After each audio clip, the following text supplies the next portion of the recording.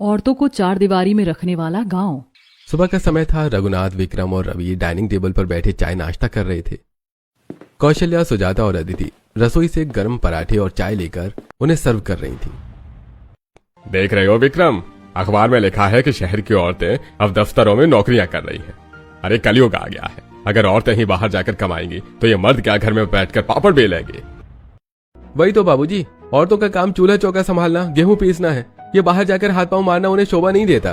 कुदरत ने आदमियों को बाहर के कामों के लिए बनाया है और औरतों को चार दीवारी के लिए। जी ठीक कह रहे हैं।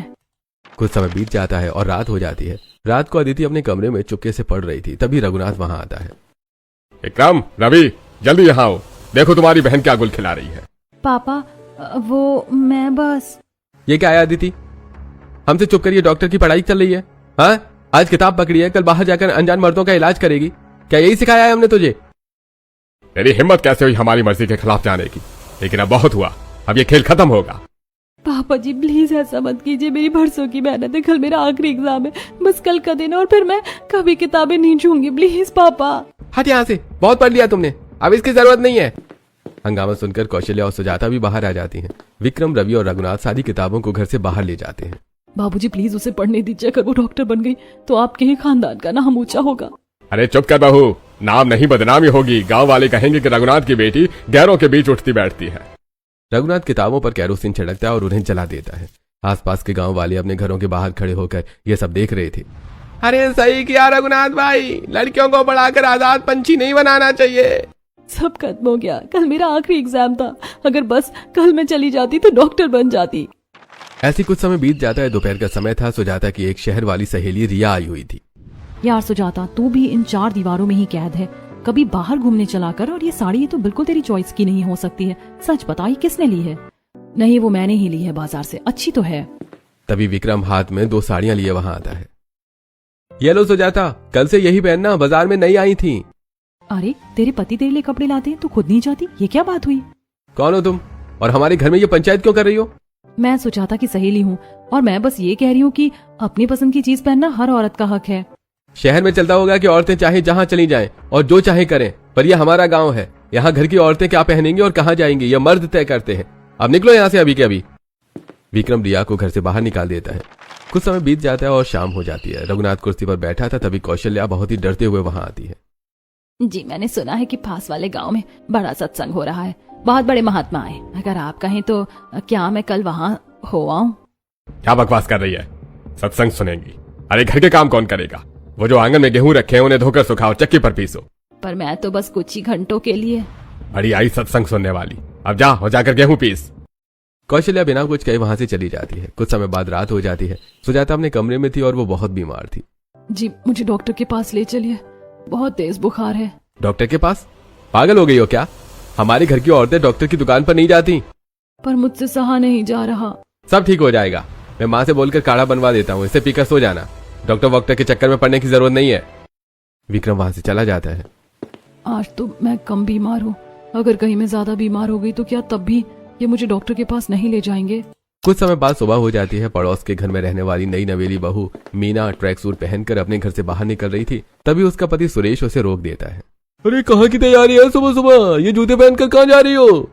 मैं बस थोड़ा टहलने जा रही थी। मुझे सुबह सुबह खुली हवा में घूमने की आदत है। मैं अपने मायके में पार्क में घूमती थी, लेकिन यहाँ पार्क तो नहीं है तो सोचा कि खेतों में ही चली जाती हूँ घूमने के लिए। तुम्हारे मायके में क्या होता था ये मुझे नहीं पता, लेकिन यहाँ की औरतें सुबह उठकर खेतों में हवा खाने नहीं जाती। ये सुबह की सैर का शौक हमने मायके ही छोड़ाना था। पर इसमें बुराई क्या है? मैं तो बस। जुबान मत लड़ाओ और घर के अंदर आओ और सुबह के नाश्ते की तैयारी करो। मीना दुखी होकर वहां से चली जाती है। मीना के घर से कुछ ही दूरी पर सरिता का घर था। सरिता किचन में बैठकर खाना बना रही थी। मेरे बाबूजी ने अपना पेट काटकर मुझे पढ़ा लिखा था। मैंने इतनी पढ़ाई इसलिए नहीं की थी कि मैं जिंदगी भर इसी रसोई में बैठकर आटा गूंथूं और चक्की चलाऊं। मैं बाहर जाकर काम करना चाहती हूँ, नौकरी करना चाहती हूँ। आप मुझे क्यों रोक रहे हैं? तेरे बाबूजी ने पैसे खर्च किए होंगे, पर इस घर की और गांव की परंपरा है कि औरतें घर से बाहर काम जाकर नहीं करेंगी। औरतों का काम बाहर की दुनिया संभालना नहीं है, औरतों का काम अपना घर संभालना है। तो बस वही तुम करो। पर अगर मैं 2 पैसे कमाऊंगी तो घर का ही तो भला होगा। फिर इसमें क्या गलत है? गलत है ये कि तू इस घर के मर्दों को नीचे दिखाना चाहती है। कान खोल कर सुन ले, हमारे गांव में औरतें बाहर नहीं जाती। अगर तुझे नौकरी करना ही है तो चली जा यहाँ से और लौट कर वापस नहीं आना। कुछ समय बीत जाता है और दोपहर हो जाती है। सुजाता अपने कमरे में बैठकर अपने फोन पर ब्लॉग देख रही थी। उसमें एक लड़की बाजार में घूम रही थी, ब्यूटी पार्लर जा रही थी और खूब मस्ती कर रही थी। कितनी आजाद है ये, और एक मैं हूँ। मेरी तो दुनिया ही इन 4 दीवारों में कैद हो गई है। काश मैं भी अपनी मर्जी से कभी बाजार जा पाती, किसी पार्लर में बैठकर मेकअप करवा सकती, अपने लिए एक अच्छी सी ड्रेस खरीदती, किसी सिनेमा हॉल में बैठकर कोई मूवी देखती। लेकिन ऐसा तो हो ही नहीं सकता। मैं यहाँ से कभी बाहर ही नहीं निकल सकती। रात का समय था। गांव की चौपाल पर गांव के सारे आदमी बैठे हुए थे। रघुनाथ, विक्रम, रवि भी वहां पर बैठे हुए थे। आजकल की औरतों के पर कुछ ज्यादा ही निकलने लगे हैं। अरे बात बात पर बाहर जाने की जिद करती हैं। उन्हें समझ क्यों नहीं आता कि उनका काम बस घर के अंदर तक ही है। अरे समझ कहां से आएगा, उनकी अकल तो चोटी के पीछे होती है। घर के लिए राशन लाना, औरतों के कपड़े लाना, बाहर के काम करना, ये सब आदमियों का काम है। औरतों का काम है पतियों की सेवा करना और घर संभालना। अरे बाहर जाकर करेंगी भी क्या ये औरतें? इन्हें बाजार में कोई भी आदमी ठग लेगा। बातें तो बस ये घर की 4 दीवारी में बैठकर बड़ी बड़ी करती है। बाहर तो इनकी जबान को लकवा मार जाता है। इसी तरह सभी बातें करते हुए कुछ समय बीत जाता है। अगले दिन दोपहर का समय था। रवि दूसरे गांव के एक छोटे से ढाबे पर बैठा था। उसके सामने रोशनी बैठी थी। रोशनी, अब और इंतजार नहीं होता मुझसे। हमारे इस रिश्ते को कई साल हो गए हैं, अब हमें शादी कर लेनी चाहिए। रवि, इतनी जल्दबाजी क्यों? मुझे अभी कुछ काम करने, एक छोटी सी जॉब करनी है। मैं अपनी जिंदगी को थोड़ा जीना चाहती हूँ और खुद के पैरों पर खड़ा होना चाहती हूँ। पर मैं तुम्हारे बिना नहीं रह सकता रोशनी, सच कह रहा हूँ। प्लीज अब और मत टालो, हम शादी कर लेते हैं, सब ठीक हो जाएगा। अच्छा ठीक है, अगर तुम इतना ही कह रहे हो तो मैं तैयार हूँ, पर अपने घर पर बात तो करो पहले। हाँ, मैं आज ही जाकर अपने पापा से बात करता हूँ। अच्छा, मतलब तुम सिर्फ अपने पापा से बात करोगे, अपनी माँ से नहीं पूछोगे? अरे माँ क्या बोलेंगी? माँ का क्या है, घर में पापा जी ही सब कुछ है। रवि ये बोलकर वहां से चला जाता है। ये कैसी सोच है इसकी? इसके लिए तो इसके पापा ही सब कुछ है और माँ तो कुछ है ही नहीं। रघुनाथ अपने कमरे में था, तभी रवि उसके लिए ठंडी लस्सी लेकर वहां आता है। लीजिए पापा जी, ठंडी लस्सी पीजिए। ये लस्सी में जो तूने इतना मक्खन डाला है ना, मुझे पता है कि ये सब तू जरूर कोई बात मनवाने के लिए कर रहा होगा। अब सीधी तरह बता कि क्या बात मनवानी है। पापा जी, वो मैं एक लड़की से प्यार करता हूँ। वो दूसरे गांव की है, थोड़ी पढ़ी लिखी और समझदार है। बस आप एक बार हाँ कर दीजिए, मैं उसी से शादी करना चाहता हूँ। अरे दिमाग खराब है तेरा? दूसरे गांव की पढ़ी लिखी लड़की इस घर में आएगी? वो आजाद हवा में उड़ने वाली चिड़िया है, नहीं होगी ये शादी। पापा जी मान जाइए ना प्लीज, वो बहुत अच्छी है, मैं उसके बिना जी नहीं पाऊंगा। प्लीज पापा मान जाओ ना प्लीज। ठीक है, अगर तेरी इतनी जिद है तो कर देते हैं तेरी शादी दूसरे गांव की चिड़िया से। सच पापा? हम मान गए। हाँ, तू उसे ले आ इस घर में।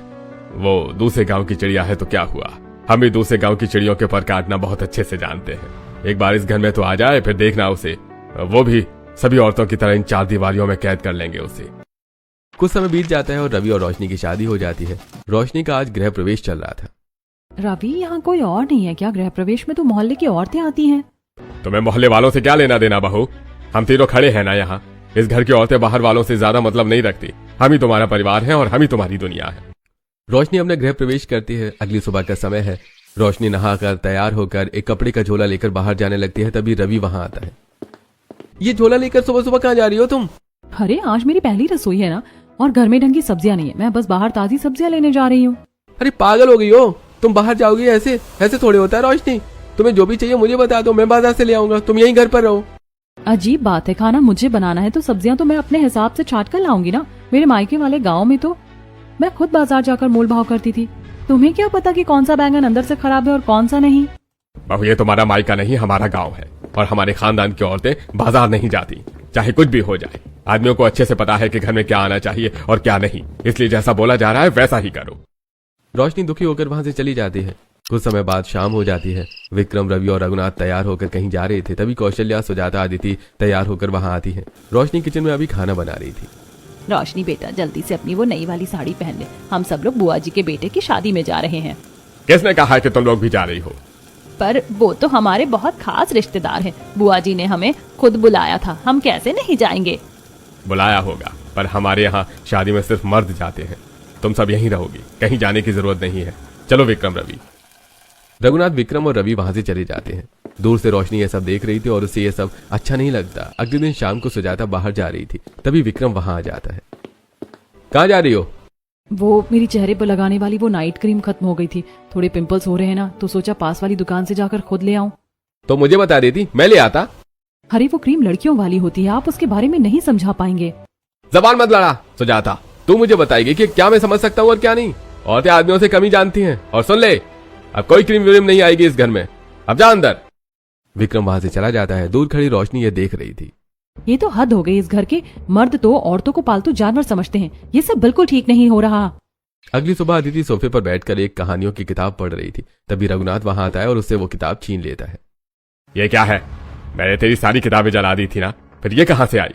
पापा जी, ये तो बस नॉर्मल कहानियों की किताब है, इसे पढ़कर मैं कौन सी डॉक्टर बन जाऊंगी। मुझे तुम लड़कियों की आजादी पर कोई भरोसा नहीं है। आज ये पढ़ रही है, कल फिर से बाहर जाने के सपने देखेगी। ठीक है पापा जी, मैं नहीं पढ़ूंगी, पर आज मुझे बाहर जाने दीजिए। पास वाले गांव के सिनेमा हॉल में वो नई पिक्चर लगी है, मेरी सहेलियां भी जा रही हैं। प्लीज मुझे देखने जाने दीजिए। Cinema hall? औरतों का काम घर में बैठना होता है, सिनेमा हॉलों में बैठना नहीं। वहां जाकर यही सब सीखेगी ना कि बाहर कैसे घूमा जाता है। अब चुपचाप जाकर घर के काम कर। अदिति रोते हुए वहां से चली जाती है। रोशनी किचन में खड़ी होकर ये सब देख रही थी। अब मैं समझ गई हूँ कि इस घर की औरतों को इन 4 दीवारों के बीच कैद करके रखा जाता है और ये बिल्कुल अच्छा नहीं है। मैं ऐसा नहीं होने दूंगी। कुछ समय बाद रात हो जाती है। रोशनी को नींद नहीं आ रही थी, इसलिए वो छत पर चली जाती है। तभी उसे पास वाले घर से कुछ आवाज आती है। तेरी हिम्मत कैसे हुई बिना मुझसे पूछे अपने मायके जाने की? मैंने मना किया था ना। पर वो मेरा मायका है, मेरे माँ बाप है वहाँ, मैं उनसे मिलने भी नहीं जा सकती क्या? नहीं जा सकती, अब यही ससुराल तेरा घर है और ये तेरी पूरी दुनिया है। रोशनी ये सब देखकर हैरान रह जाती है।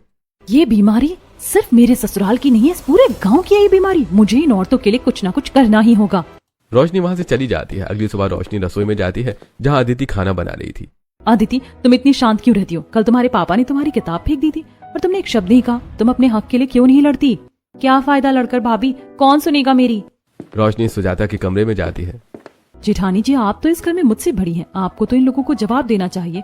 आप ये क्यों सह रही हैं? रोशनी, मैंने लड़ना बहुत पहले छोड़ दिया था। तू भी इस घर की आदत डाल ले, लड़कर कुछ फायदा नहीं होगा। रोशनी जल्दी से कौशल्या के पास पहुंचती है। माँ जी, आप इस उम्र में भी अपने मन से सत्संग नहीं जा सकती, आप अपने हक के लिए क्यों नहीं लड़ती? बेटा, यही हमारी किस्मत है और हमेशा बदल नहीं सकते, इसीलिए मैं लड़ना छोड़ चुकी हूँ। अगली दोपहर को रघुनाथ, विक्रम और रवि खेतों में काम करने के लिए जा रहे थे। तभी रोशनी वहां आती है।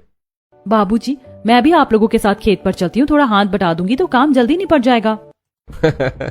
सुना रवि, तेरी पत्नी अब खेत पर जाकर हमारा हाथ बटाएगी। अरे वो आजाद पंछी, खेती आदमियों का काम, औरतों का काम नहीं है। अरे पागल हो गई है तू बहू, ये खेती बाड़ी संभालना औरतों का काम नहीं है। औरतों का काम बस घर संभालना है, तो वही तुम करो। जिस मिट्टी से आप लोग बने हैं बाबूजी, उसी मिट्टी से औरतें भी बनी हैं और औरतें सब कुछ कर सकती हैं जो मर्द कर सकते हैं। मर्दों ने बस ये वहम पाल रखा है कि औरतें कुछ नहीं कर सकती। रोशनी, तुम्हारी हिम्मत कैसे हुई बाबूजी को पलट कर जवाब देने की? रहने दे रवि, इसका क्या, ये तो बोलती रहेगी। हमें देर हो रही है, चल खेत पर चलते हैं हम।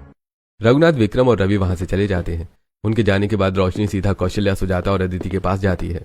देखा आप लोगों ने, मैंने उन्हें जवाब दिया। हाँ, मैं जानती हूँ कि उन्होंने मुझे गालियां दी, बुरा भला कहा, लेकिन मैंने अपनी बात तो रखी ना। ऐसे ही आपको भी जवाब देना चाहिए।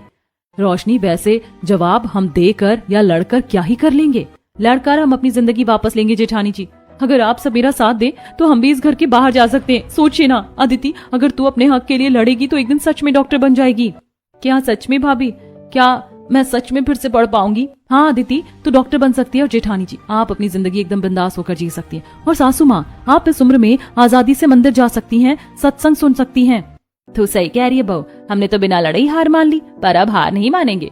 मैं भी आपके साथ हूँ भाभी, अब हम भी अपने हक के लिए लड़ेंगे और बाहर जाएंगे।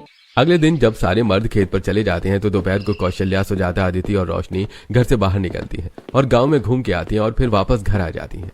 सच में कई साल हो गए थे जब से हमने तो बाजार की शक्ल भी नहीं देखी थी, लेकिन आज तो बहुत मजा आया। हाँ भाभी, बहुत मजा आया। मजा तो बहुत आया, लेकिन रास्ते में गांव की कई औरतों ने हमें देख लिया था। वो सब हमें घूर रही थी। मुझे तो डर लग रहा है कि कहीं उन्होंने तुम्हारे ससुर जी को कुछ बता दिया तो। माँ जी, डरने की कोई जरूरत नहीं है। अगर उन लोगों को पता भी चल जाएगा तो हम पीछे नहीं हटेंगे। कुछ देर बाद रात हो जाती है। रघुनाथ, विक्रम और रवि गुस्से में घर लौटते हैं। कौशल्या, ये मैं क्या सुन रहा हूँ गांव वालों से? आज तुम चारों औरतें घर से बाहर गई थी घूमने के लिए। सुजाता, तेरी हिम्मत कैसे हुई बाहर जाने की? हाँ, गए थे हम, और क्यों नहीं जा सकते? क्या हम कोई कैदी हैं जो उम्र भर इसी घर में सड़ते रहे? हम भी इंसान हैं जी, हमें भी ताजी हवा खाने का हक है। पापा जी, ये सब क्या बोल रही है माँ? ये सब इस नई बहू का किया धरा है। इसने तुम सब पर जादू कर दिया है। पहले तो सभी औरतें घर के अंदर ही रहती थी, लेकिन इसके आने के बाद इनके अंदर पता नहीं बाहर जाने की क्या इच्छा पैदा हो गई है। कान खोल कर सुन लो सब, अगली बार अगर तुम में से कोई भी बाहर गया तो मैं उसकी टांगे तोड़ दूंगा। चारों औरतें दुखी होकर वहां से चली जाती हैं और एक कमरे में एक साथ बैठ जाती हैं। देखा, मैं कह रही थी ना, गांव की औरतें हमारी चुगली कर देंगी। ये गांव की औरतें भी ना एकदम बेकार है, औरतें औरतों की ही दुश्मन है।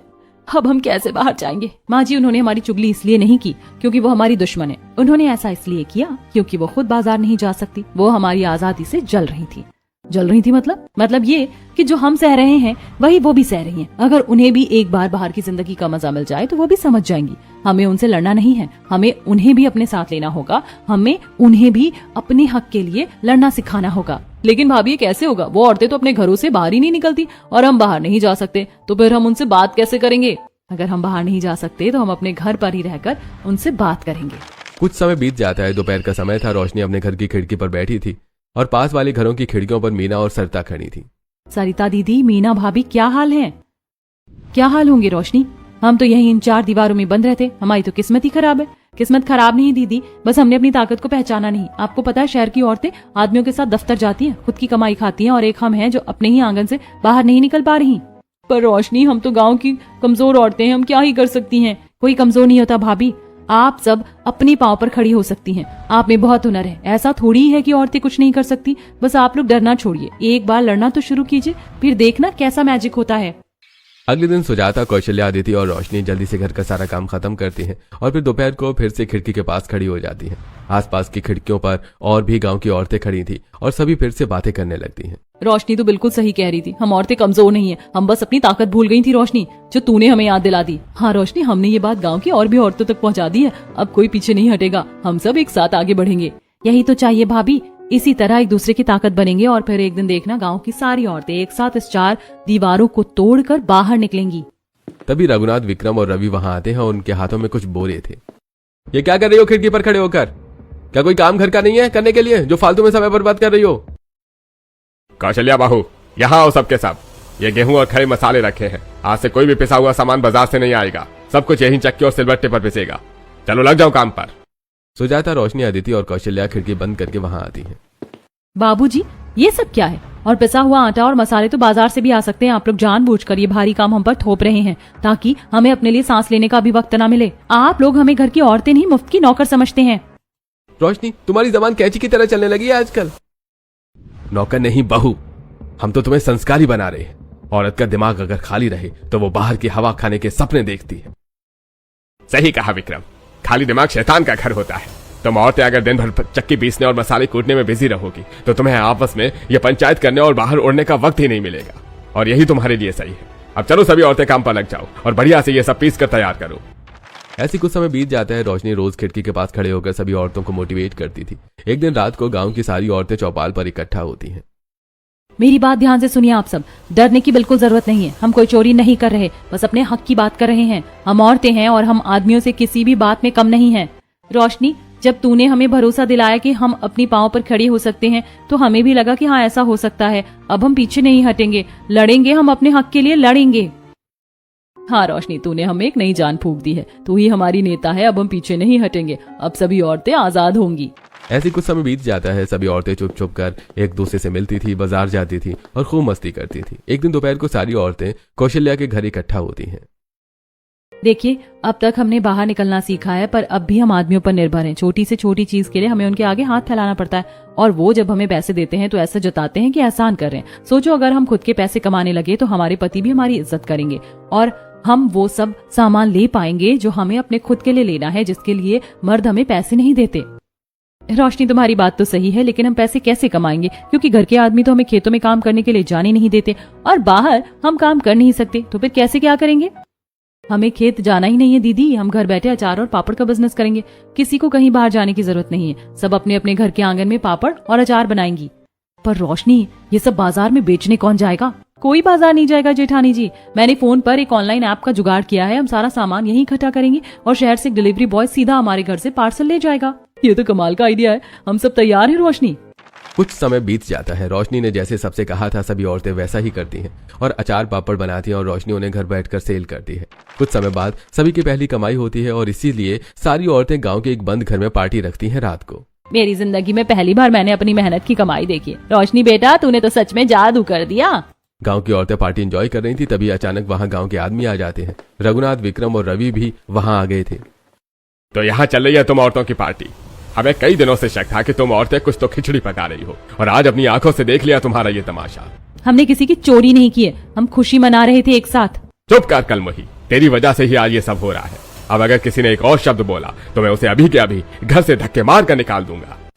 सभी वहां से अपने अपने घर चले जाते हैं। कौशल्या, सुजाता, अदिति और रोशनी एक साथ बैठकर एक कमरे में रो रही थी। सब खत्म हो गया रोशनी, हम कभी इस घर से बाहर नहीं निकल पाएंगे। तुमने देखा रोशनी, घर के सारे आदमियों ने हमारे अचार पापड़ का सामान भी छीन लिया। अब हम क्या करेंगे? रोइए मत जेठानी जी, आदमियों ने सिर्फ हमारा सामान छीना, हमारा हुनर नहीं। याद रखिए, हार कर जीतने वाले को बाजीगर कहते हैं। ये जंग अभी खत्म नहीं हुई है, हम फिर से खड़े होंगे और इस बार ऐसे खड़े होंगे कि कोई हमें गिरा नहीं पाएगा। कुछ समय बीत जाता है। अगले दिन दोपहर का समय था। रघुनाथ और विक्रम हॉल में बैठे थे, तभी रवि वहां आता है। पापा जी, मैंने गांव के दोनों सेठ के हाथ जोड़ लिए, पर कोई उधार देने को तैयार नहीं है। कल सुबह फसल कटवानी और मजदूरों को देने के लिए हमारे पास पूरी कौड़ी नहीं है। हाय रे किस्मत, खून पसीना एक करके फसल उगाई और अब कटाई के वक्त जेब खाली है। रवि, ऐसा करते हैं, एक बार मैं खुद सरपंच से जाकर बात करता हूँ, शायद बात बन जाए। रघुनाथ, विक्रम और रवि वहां से चले जाते हैं। कुछ देर बाद रघुनाथ अकेले ही घर लौटता है तो वो देखता है कि टेबल पर कुछ पैसे रखे हैं। अरे इतने सारे पैसे, ये यहाँ कैसे? शायद विक्रम ने किसी से मांग कर रख दिए होंगे। चलो, भगवान ने इज्जत रख ली, अब कल फसल आराम से कट जाएगी। कुछ दिनों बाद गांव के बीचों बीच सभी गांव वाले मौजूद थे, जहां रघुनाथ, विक्रम और रवि भी थे। सभी अपनी अपनी फसलों के साथ वहां खड़े थे। अरे भाई रघुनाथ, इस बार तुम्हारी फसल में कोई दम नहीं है, दाना एकदम हल्का है, मैं इसके कम पैसे दूंगा। क्या बकवास कर रहा है सेठ? खून पसीना बहाकर ये फसल उगाई है हमने, और आप कम पैसों की बात कर रहे हैं? सेठ जी, थोड़ा तो रहम करिए। गांव में पानी की भयंकर कमी है, हमें चंदा करके एक बोरिंग भी करवानी है। सिर पर कर्जा अलग से बैठा है, इतने कम पैसों में तो हम बर्बाद हो जाएंगे। देखो भाई, मैं कम से कम पैसों में ही खरीदूंगा सबकी फसलें। जिसे बेचना है वो बेचे, और नहीं बेचना तो अपनी अपनी फसलें ले जाओ यहां से। तभी वहां सभी औरतें रोशनी, सुजाता, कौशल्या, अदिति, सरिता और मीना आ जाती हैं। सेठ जी, फसल की कीमत तो बहुत है, हम फसल को कौड़ियों के भाव नहीं बेचेंगे। बहू, तुम्हारी हिम्मत कैसे हुई यहाँ आने की? औरतों का काम सिर्फ रसोई में रोटियां सेकना नहीं है बाबूजी। आप लोग फिक्र मत कीजिए, इस लालची सेठ को एक दाना नहीं देंगे हम। इस पूरी फसल को हम औरतें शहर की मंडी लेकर जाएंगी और दुगने दाम में बेच कर आएंगी। अरे ओ गांव की औरतों, तुम शहर की मंडी में व्यापार करोगी, वहां खड़ी भी नहीं हो पाओगे तुम तो। आप लोगों को अपनी फसल के सही पैसे चाहिए ना, तो मुझ पर भरोसा करके देखिए। अगर मैं इस फसल के दुगने पैसे नहीं लाई तो जिंदगी भर के लिए अपने घर की 4 दीवारों में हमेशा के लिए कैद हो जाऊंगी। ए रघुनाथ भाई, हमें पैसों से मतलब है। अगर बहू इतना भरोसा दिला रही है तो जाने दो इन्हें। ठीक है, अब कर भी क्या सकते हैं। चलो गांव वालों, लोड करो सारी फसल ट्रैक्टर में। कुछ ही देर में ट्रैक्टर पर फसल लोड हो जाती है। तो रोशनी, सुजाता, अदिति, कौशल्या और बाकी औरतें ट्रैक्टर के पास खड़ी थीं। तो जेठ जी, ट्रैक्टर का स्टीयरिंग आप संभालेंगे या मैं? क्योंकि मुझे भी ये चलाना आता है। चुपचाप पीछे जाकर बैठ जाओ। ट्रैक्टर चलाना आदमियों का काम है, औरतों का नहीं। विक्रम ट्रैक्टर चलाकर शहर की मंडी में ले जाता है और मंडी पहुंचकर विक्रम एक कोने में खड़ा हो जाता है। रोशनी जल्दी से बड़े बड़े सेठों को बुलाती है और देखते ही देखते बहुत सारे सेठ वहां इकट्ठा हो जाते हैं। सेठ जी, ये देसी गेहूं है, इसमें किसी केमिकल की मिलावट नहीं है, एकदम अच्छा, एकदम फ्रेश गेहूं है। बस इसकी कीमत ज्यादा है, क्योंकि अच्छे माल की ही कीमत होती है।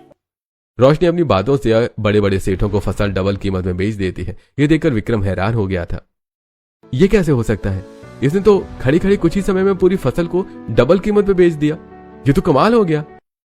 कुछ समय बाद सभी वापस गांव में लौट जाते हैं। गांव जाकर रोशनी सभी को उनकी फसल के डबल पैसे देती है तो सभी गांव वाले खुश हो जाते हैं। तभी वहां पर एक बड़ी बोरिंग करने वाली ड्रिल मशीन आती है। अरे भाई, ये बोरिंग की मशीन हमारे गांव में कौन ले आया? हमने तो इसे नहीं बुलाया, हमारे पास तो इसे देने के पैसे भी नहीं है। बाबूजी, इस मशीन को हमने बुलाया है और इसके पैसे भी हम ऑनलाइन भर चुके हैं। तुमने? पर तुम्हारे पास इतने पैसे कहाँ से आए? उसी पापड़ और अचार के बिजनेस से जी, जिसे आपने उस रात बंद करवा दिया था। हम औरतों ने अपनी उसी कमाई के पैसों से पूरे गांव के लिए बोरिंग मशीन मंगवाई है, ताकि सभी खेतों में पर्याप्त पानी पहुंच सके। ये सुनते ही वहां खड़े सारे आदमी हैरान रह जाते हैं और साथ में बहुत दुखी भी हो जाते हैं।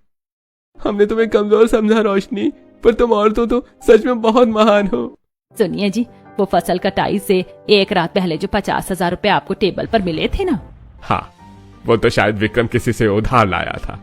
नहीं जी, वो पैसे विक्रम किसी से उधार नहीं लाया था। वो पैसे छोटी बहू और सुजाता की उसी अचार और पापड़ की रात दिन की मेहनत के थे। जब आप हॉल में बैठे थे तब हम सभी ने आपकी बातें सुन ली थी। हम तो आपकी मदद नहीं करना चाहते थे, लेकिन रोशनी ने हमें समझाया और उसने आपकी मदद की। ये सुनते ही रघुनाथ हैरान रह जाता है और जोर जोर से रोने लगता है। अरे मुझे माफ कर दो कौशल्या, मुझे माफ कर दे बहू। मैंने जिंदगी भर तुम्हें इस घर की 4 दीवारों के अंदर कैद रखा, तुम्हें पैरों की ज्योति समझा, लेकिन आज तुमने साबित कर दिया कि औरत आदमियों से कम नहीं होती। आज तो मुझे ऐसा लग रहा है कि औरतें आदमियों से ज्यादा महान हैं। औरतें वो कर सकती हैं जो शायद आदमी कभी न कर पाए। आज के बाद इस गांव की कोई भी औरत 4 दीवारी में कैद नहीं रहेगी। जिसे जो करना है वो करेगी, ये मेरा वादा है। सुजाता, मैं बहुत बुरा पति हूँ, मुझे अपनी गलती का एहसास हो गया है, मुझे माफ कर दो।